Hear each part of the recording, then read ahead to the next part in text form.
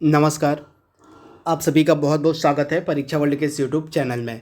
दोस्तों UP triple S C PET 2021 के लिए हम दोस्तों यहाँ पे बायोलॉजी के कुछ इम्पॉर्टेंट एमसीक्यूज़ को यहाँ पे डिस्कस करेंगे।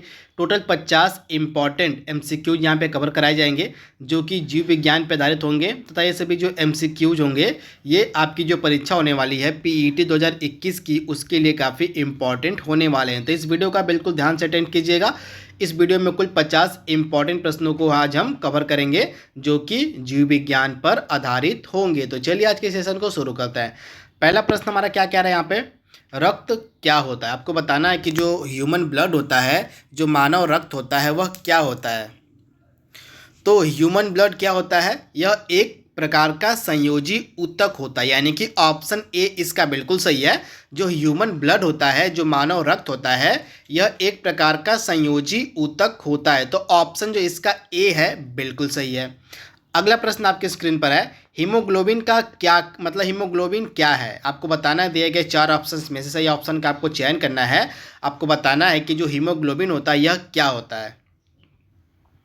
तो हीमोग्लोबिन जो होता है यह मानव रक्त में पाया जाने वाला एक पदार्थ होता है। इसे आप याद रखिएगा, जो हीमोग्लोबिन होता है यह मानव रक्त में पाया जाने वाला एक पदार्थ होता है। तो इसे आप ध्यान दीजिएगा तथा इसकी उपस्थिति के कारण ही जो मानव का जो रक्त होता है वह लाल दिखाई पड़ता है। तो इसे भी आप याद रखिएगा, हीमोग्लोबिन की उपस्थिति के कारण ही जो मनुष्य का रक्त होता है, जो ह्यूमन ब्लड होता है, वह लाल रंग का दिखाई पड़ता है। तो इसे आप ध्यान दीजिएगा। इसके बाद अगला इंपॉर्टेंट प्रश्न क्या कह रहा है, और हीमोग्लोबिन के बारे में यहाँ पे कुछ तथ्य दिए गए हैं। आपको बताना है कि इनमें से कौन कौन से तथ्य सही हैं। तो आइए 1 बाय 1 करके पढ़ते हैं इसको। तो यहाँ पे आप देख रहे हैं पहला कथन क्या है, यह रक्त में ऑक्सीजन का संचार करता है। तो यह बिल्कुल सही है। जो हीमोग्लोबिन का कार्य होता है यह O2 यानी कि ऑक्सीजन का वहन करना। तो ऑप्शन जो ए है बिल्कुल सही हो जाएगा आपका। दूसरा ऑप्शन क्या कह रहा है, यह लौह युक्त यौगिक होता है। तो बिल्कुल सही, यह भी ऑप्शन बिल्कुल सही है। जो हीमोग्लोबिन होता है यह लौह युक्त यौगिक होता है। इसके बाद तीसरा ऑप्शन क्या कह रहा है, यह कुछ रोगों के प्रति प्रतिरक्षा प्रदान करता है। तो यह कथन बिल्कुल गलत है। हीमोग्लोबिन का जो कार्य होता है प्रतिरक्षा प्रदान करना नहीं होता है, बल्कि यह जो है ऑक्सीजन के वहन का मेन कार्य करता है। तो इसे आप ध्यान दीजिएगा। चौथा कथन क्या है, यह रक्त को लाल रंग प्रदान करता है। तो यह कथन बिल्कुल सही है। तो इस प्रकार से 3 कथन सही हैं और एक कथन गलत है। तो कौन कौन सा सही है, पहला सही है आपका, दूसरा सही है और चौथा। तो सही ऑप्शन आपका क्या हो जाएगा, पहला, दूसरा और चौथा, यानी कि ऑप्शन डी आपका बिल्कुल सही हो जाएगा। इसके बाद अगला प्रश्न क्या कह रहा है, शरीर में हीमोग्लोबिन का क्या कार्य है। आपको बताना है मानव शरीर में हीमोग्लोबिन का क्या कार्य होता है, आपको बताना है। तो अभी मैंने आपको बताया ऑक्सीजन का परिवहन करना मेन कार्य होता है हीमोग्लोबिन का, यानी कि ऑप्शन जो ए है इसका बिल्कुल सही है, ऑक्सीजन का परिवहन करना। अगला प्रश्न क्या है, रक्त में लाल रंग निम्नलिखित में से किस मतलब रक्त का जो लाल रंग होता है किसके कारण होता है। तो मैंने आपको यह बताया था कि रक्त का जो लाल रंग होता है यह हीमोग्लोबिन की उपस्थिति के कारण होता है। तो ऑप्शन इसका बी बिल्कुल सही, हीमोग्लोबिन के कारण जो है रक्त का जो रंग होता है वह लाल होता है। अगला प्रश्न क्या कह रहे हैं यहाँ पे, और लाल रक्त कणिकाओं यानी कि यहाँ पे आरबीसी की बात हो रही है, उनका रंग लाल क्यों होता है। तो आरबीसी का जो रंग होता है, लाल रक्त कणिकाओं का जो रंग होता है लाल क्यों होता है, तो इनका होता है रंग लाल हीमोग्लोबिन के कारण, यानी कि ऑप्शन सी इसका बिल्कुल सही है, हीमोग्लोबिन के कारण। अगला प्रश्न क्या है, एक सामान्य मनुष्य का जो औसत रक्तचाप होता है, जो ब्लड प्रेशर होता है, वह कितना होता है। काफ़ी इंपॉर्टेंट प्रश्न है। तो एक सामान्य मनुष्य का जो रक्तचाप होता है, जो ब्लड प्रेशर होता है, वह कितना होता है, तो यह होता है 120/80। तो इसे आप याद रखिएगा, ऑप्शन डी इसका बिल्कुल सही है। एक सामान्य मनुष्य का जो रक्तचाप होता है यह कितना होता है, तो यह होता है आपका 120/80। तो इसे आपको ध्यान देना है। अगला इंपॉर्टेंट क्या है प्रश्न यहाँ पे, और इनमें से रक्तदाब का मापक यंत्र कौन सा, यानी कि रक्तदाब जो होता है, जो ब्लड प्रेशर होता है, यह किसके द्वारा मापा जाता है, उसके मापने का यंत्र क्या होता है। तो जो ब्लड प्रेशर होता है आपका किसके द्वारा मापा जाता है, तो स्फिग्मोमैनोमीटर की सहायता से जो है ब्लड प्रेशर को मापा जाता है। तो ऑप्शन जो इसका सी है बिल्कुल सही, स्फिग्मोमैनोमीटर की सहायता से। अगला प्रश्न है, किसी व्यक्ति का मान लीजिए रक्तचाप 140 mmHg है, तो इसमें आपको Hg का मतलब बताना है। काफ़ी इंपॉर्टेंट प्रश्न है ये। तो मान लीजिए किसी व्यक्ति का सामान्य रक्तचाप 140 mmHg है, तो इसमें तो Hg का मतलब क्या होता है, तो Hg का मतलब क्या होता है यहाँ पे, तो Hg का मतलब होता है मरकरी, यानी कि यहाँ पे पारा की बात हो रही है। तो ऑप्शन इसका बी बिल्कुल से, Hg का मतलब होता है मरकरी से। अगला प्रश्न क्या है यहाँ पे, और जब एक व्यक्ति वृद्ध हो जाते हैं तो सामान्यतः उसका रक्तदाब क्या होता है, आपको बताना है कि मान लीजिए जब कोई व्यक्ति है अगर वह वृद्ध हो जाता है तो उसके रक्तदाब में क्या परिवर्तन होता है,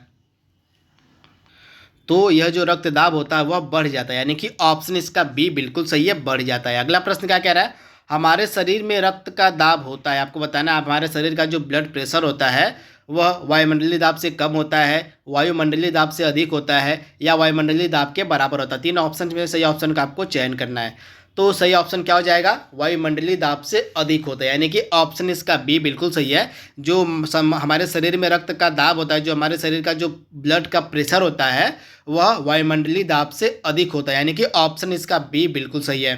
अगला प्रश्न आपके स्क्रीन पर है, और निम्नलिखित रक्त वर्ग मतलब निम्न में से कौन सा जो रक्त वर्ग है उसको सार्वत्रिक दाता यानी कि यूनिवर्सल डोनर कहा जाता है। आपको बताना है कि वह कौन सा रक्त वर्ग होता है जिसको यूनिवर्सल डोनर के नाम से हम जानते हैं। काफ़ी इंपॉर्टेंट प्रश्न है।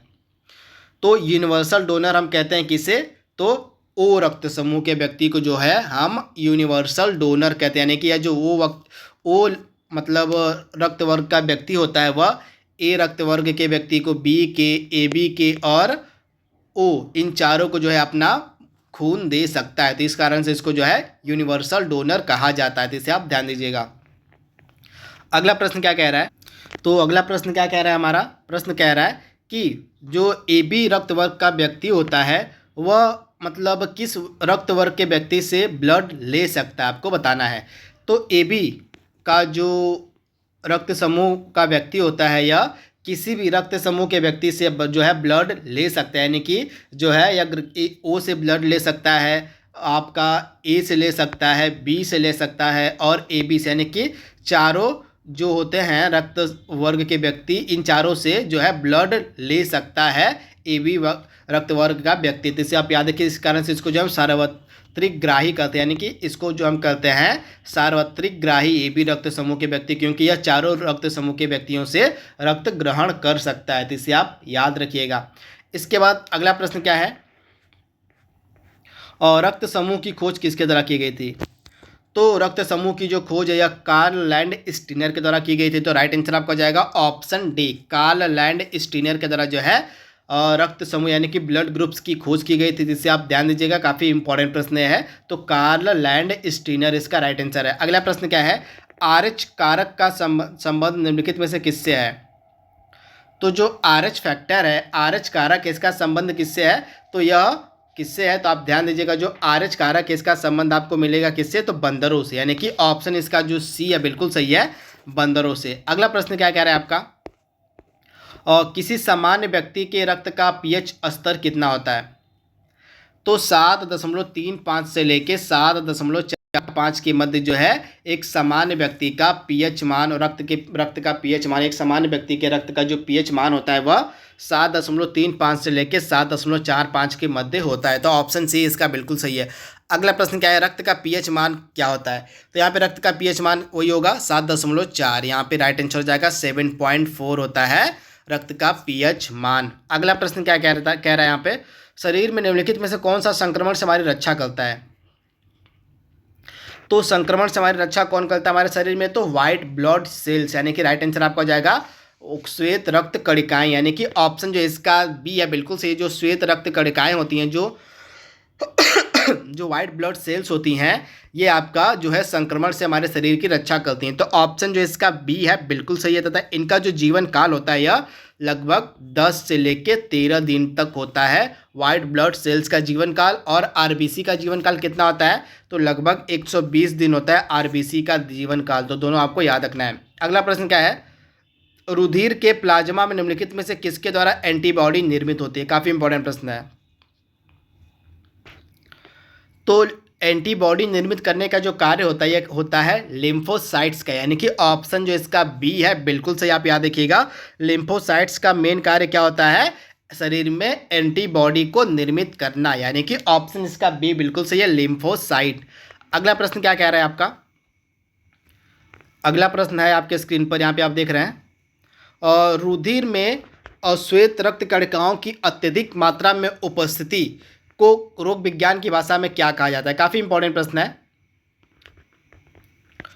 तो रुधिर में मान लीजिए हमारे जो ब्लड होता है उसमें अगर मान लीजिए WBC की मात्रा जो है अत्यधिक मात्रा में बढ़ने लगती है, तो इस कारण से हमारे शरीर में एक रोग उत्पन्न हो जाता है जिसको हम कहते हैं ल्यूकेमिया। यह एक प्रकार का कैंसर होता है। ल्यूकेमिया यह एक प्रकार का ब्लड कैंसर होता है। तो आप याद रखिएगा, यह ल्यूकेमिया जो होता है यह एक प्रकार का ब्लड कैंसर होता है जो शरीर में अत्यधिक मात्रा में जब WBC बढ़ने लगता है तो उसके कारण यह ल्यूकेमिया हो जाता है। तो इसे आप ध्यान दीजिएगा। अगला प्रश्न क्या है? लाल रक्त कणिकाओं का निर्माण कहाँ पे होता है? काफ़ी इंपॉर्टेंट प्रश्न है। तो RBC का जो निर्माण है आपको मिलेगा अस्थि मज्जा में, यानी कि बोन मैरो में। तो राइट आंसर आपको जाएगा बोन मैरो में जो है अस्थि मज्जा का निर्माण होता है। तो ऑप्शन ए इसका बिल्कुल सही है। अगला प्रश्न क्या कह रहा है आपका? और RBC का कब्रगाह किसे कहा जाता है? मोस्ट इंपॉर्टेंट प्रश्न। तो RBC का कब्रगाह किसे कहा जाता है? तो प्लीहा। प्लीहा को इंग्लिश में हम कहते हैं स्प्लीन। तो आप याद रखिएगा, RBC का जो कब्रगाह होता है स्प्लीन यानी कि प्लीहा को कहा जाता है। तो इसे आप याद रखिएगा। अगला प्रश्न क्या है? किस शारीरिक प्रक्रम से थ्राम्बिन का संबंध है? काफ़ी इंपॉर्टेंट प्रश्न है। तो थ्राम्बिन का संबंध किससे है? तो ब्लड क्लॉटिंग से। तो आप याद रखिएगा, ब्लड क्लॉटिंग यानी कि रक्त जमाव से संबंधित है थ्राम्बिन। तो इसे आप ध्यान दीजिएगा, ऑप्शन सी इसका बिल्कुल सही है। अगला प्रश्न क्या कह रहा है आपका? प्लाज्मा में जल का कितना प्रतिशत होता है? काफ़ी इंपॉर्टेंट प्रश्न है। तो लगभग 90% जल पाया जाता है प्लाज्मा में। तो आप ध्यान दीजिएगा, ऑप्शन डी इसका बिल्कुल से लगभग 90% जल पाया जाता है आपका प्लाज्मा में। अगला प्रश्न क्या कह रहा है? और लाल रक्त कणिकाओं का जीवन काल यहाँ पे आपसे पूछा जा रहा है। तो RBC यानी कि रेड ब्लड सेल्स का जो जीवन काल होता है लगभग 120 दिन का। तो ऑप्शन बी इसका बिल्कुल सही, लगभग 120 दिन। अगला प्रश्न क्या कह रहा है आपका? तो यह लास्ट प्रश्न था आपका। आई होप ये प्रश्न आपको पसंद आए होंगे।